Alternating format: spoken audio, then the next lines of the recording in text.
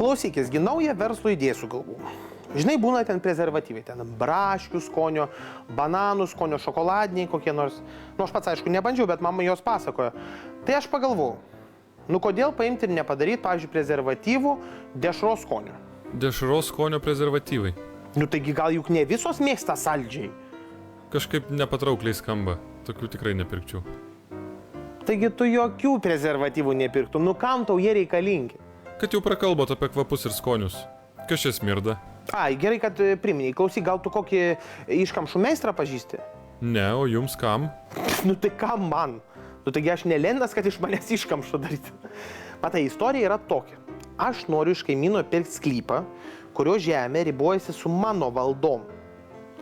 Ir matai, truputėlį dėrybos stringa. Tai jūs kaimyną? Baigtų, ir bairiai pas tave išprotėjai gal. Taigi gavosi taip, kad netyčia to kaimyno šunį pervažiavau. O gamtoje jau yra taip surėdyta, kad džipo pervažiuotas šuo toliau nebegyvena. Nustoja gyventi. Tai va.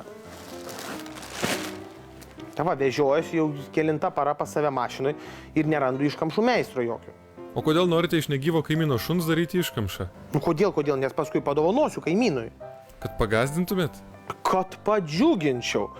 Taigi dabar tas žmogus, tas kaimynas, galvoja, kad jau savo šunelio niekad gyvenime nebeišvys. Niekada. O čia bats. Ir aš padarysiu taip, kad savo to augintiniu galės džiaugtis ilgiau, negu kad šiaip tie šunys paprastai gyvena. Iš to dėkingumo ir parduos jisai man tą sklypą. Ir dar su didelė nuolaida. Na, žinote. Žinau. Esu auksinės širdies žmogus. Esu. Turiu tokią silpnybę. Man atrodo, tas maišas ką tik sujudėjo. Gal veškit pas veterinarą? Tai veterinarai moka iškamšas daryti? O, gerai, kad pasakei. Tai aš varau tada. Čiau.